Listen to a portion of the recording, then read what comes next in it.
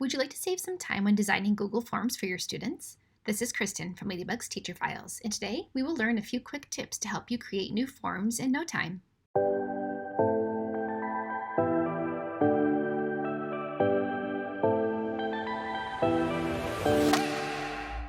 There are so many great little things you can do to save yourself tons of time when designing, and one of my favorites is to use a keyboard shortcut.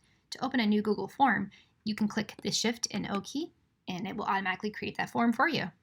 I use these keyboard shortcuts all of the time because they really just save so much time when creating. And I have a little copy of one I keep in my drive. You can grab the link to this below this video if you'd like to download a copy for yours as well. Okay, now that you are in your form, let's talk about the design first. There are a couple of time-saving steps here. So if you would like to create your own header and your own color scheme in the background, click on Customize Theme first, and then go over to Choose Image for Header. If you are uploading your own, click on Upload. To save time, you can have your image ready ahead of time. Instead of clicking Browse and clicking through to find it, you can just drag it right in, and it will automatically upload your header, and then you can click Done, and it will be all set to go. Now, the great thing about this is Google Forms loads the colors already for you. So they pull the colors right from the header that you've designed and place them over here. So you just kind of have to click through and look at the different combinations, and with just a couple of clicks, you can find something that looks really nice and just X out of here, and your design is good to go. Another nice time saver is to create a basic template. So if you create one form that has some features that you would like in all your forms, you will be all set because you can just keep copying that template and creating new ones off of it. So I really like the background color of this one in this nice soft gray. I know I can change the header in the future. I will forget the name field. I have forgotten it before, and then my students turn in their work and there was no name field, and it's just a nightmare. So to avoid this, I have a template that's all set to go. So it has the name, short answer text, and it's a required field. I have the basic layout that I want, and then I just save this as a template. And in the future, I go back into this template and create new forms off of this. But I have the basic layout, and I have the name field, which is so important, all set to go. Another great time saver, and this is my absolute favorite, is to duplicate whenever possible. So once you've created your problem or your question for your students, and you've set it to required, you want to make sure they answer everything, you can use this key over here that duplicates, and you can just set up the next question. And it's already highlighted for you, so you can just type right over it, and you can keep duplicating, and it just saves a lot of time in setting up your form.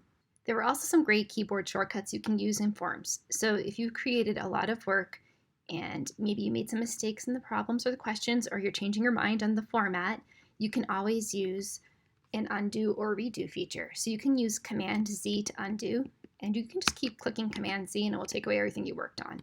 And then if you made a mistake and you realized you wanted it all back, you can click Command Y to redo, and it's pretty good about undoing and redoing several steps, so this is a great time saver. If you would like to add images for your students in your form, there's a really good shortcut to help save time as well. So this is our class reading tracker. We have the different genres, and to make it easier for my students, I just use pictures. So they can click on the genre they've read and then click Submit. Now to add the images, I'm in the form editing mode now. I'm going to head down to the newest one, and there's the image box here. Now if you want to upload your own image, you would normally click Browse and click through, but it takes several clicks to do this. So instead, you can have your image ready on the side, just like we did for the header, and then just click and drag it right in, and it will save you all that time clicking through, and it will put it right into your form for your students. I have a lot of forms I like to use with my students. Last year during distance learning, I found that forms were much easier and much more engaging, and it was a great way for my students to get instant feedback on work. I have several of them in store if you're interested in seeing. I've linked them below. I have the class reading genres we kept track of, and it would feed automatically into this graph for our class. We're going to be using this again this year too. It has our goal for how many books we are hoping to read, and then as we reach that goal, I just increase it. But as the students fill out the form, the information gets automatically entered in here, and we can see the different genres we are reading currently. And I have this in the description below this video. I also have the free templates that I shared in the beginning of the video, so you can use those keyboard shortcuts in Google Drive. Thank you so much for taking the time to watch this. I hope all the little shortcuts save you lots of time when you're designing resources for your students this year. Be sure to subscribe for future tips. Thanks.